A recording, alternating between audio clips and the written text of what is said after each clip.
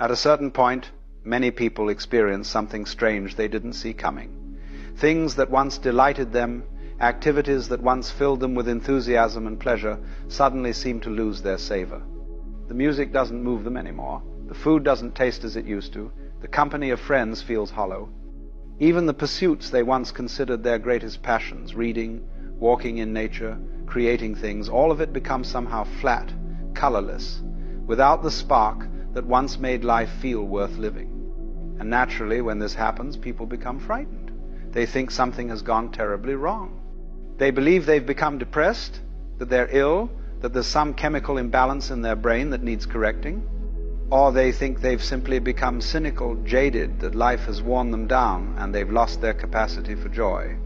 And they ask themselves, with genuine desperation, what's happened to me? Why can't I feel anything anymore? But what if I told you that this loss of joy, this apparent flatness of experience, is not necessarily a problem at all? What if this state that seems like death is actually a kind of birth? What if the disappearance of joy as you knew it is simply making room for something else, something you haven't yet recognized, because you're still looking for the old feelings, the old excitements, the old ways of being moved? Let me explain what I mean. You see, most of what we call joy or pleasure in ordinary life is really a kind of relief. It's the satisfaction of a want, the filling of a lack, the scratching of an itch. You're hungry, and then you eat, and there's pleasure in that. But notice the pleasure depends on the hunger. Without the hunger, the eating is just mechanical. You're lonely, and then someone pays attention to you, and there's joy in that. But the joy depends on the loneliness.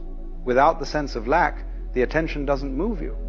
This is what the Buddha was pointing at when he said that life is suffering, or more accurately, that life is unsatisfactoriness.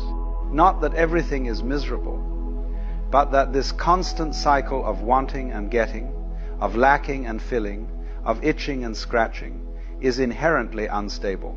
It's based on a sense of incompleteness, of something missing, of not being quite enough as you are.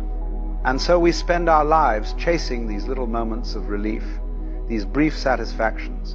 When a want is filled, we call this happiness, we call this joy. But it's really just the temporary cessation of discomfort. It's like someone hitting you on the head with a hammer and then stopping, and you feel relieved, and you call that relief pleasure. But the question nobody asks is, why were you being hit with a hammer in the first place?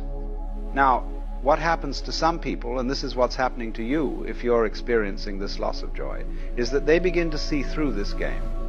They begin to recognize